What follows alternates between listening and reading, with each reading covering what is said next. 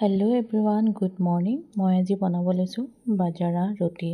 বাজাৰা ৰুটি বনাবৰ কাৰণে এই নৰ্মেলি ঘিউ আটাতকৈ অলপ বেলেগ হয় আৰু অলপ সাৱধানে বনাবলগীয়া হয়। এতিয়া মই চচ এটাত পানী 1 কাপ দি লৈছোঁ আৰু সেই চেম কাপটোতে আটাখিনি ঢালি লৈছোঁ।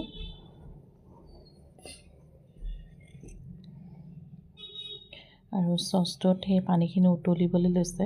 ফুটকৈ উতলিলেই হ'ল, বেছি উতলিব নালাগে।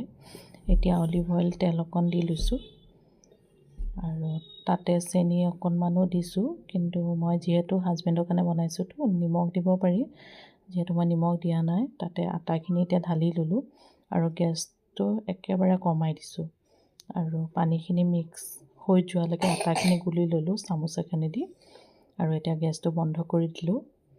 মাৰি থোৱা আটাখিনি উলিয়াই এতিয়া বেলি লৈছোঁ শুকান আটা অকণ লগাই। আৰু আটা মাৰাখিনি নেদেখালোঁ বাৰু, ভিডিঅ' কৰা নহ'ল।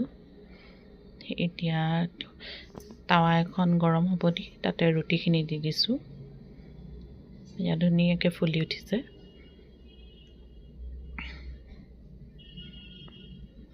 আৰু পনীৰ অলপ আছিলে, মটৰ আলু দি বনাই দিম বুলি এয়া গুচাই লৈছোঁ, মানে ৰেডি কৰি লৈছোঁ। সেইখিনি বেছি নহয়, অলপে বনাম, যিহেতু হাজবেণ্ডক ব্ৰেকফাষ্ট বনাব লাগিব।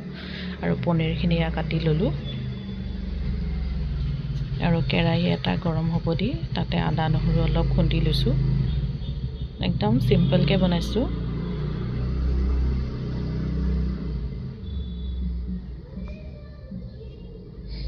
আৰু পনীৰখিনি এতিয়া দি ল'লোঁ।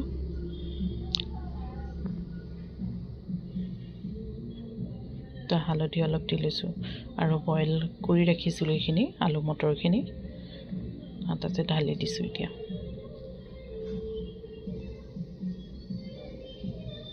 এতিয়া ধনিয়া উতল আহাতে ধনিয়া অকণ দি দিছোঁ। এয়া মোৰ বাজাৰা ৰুটি ৰেডি।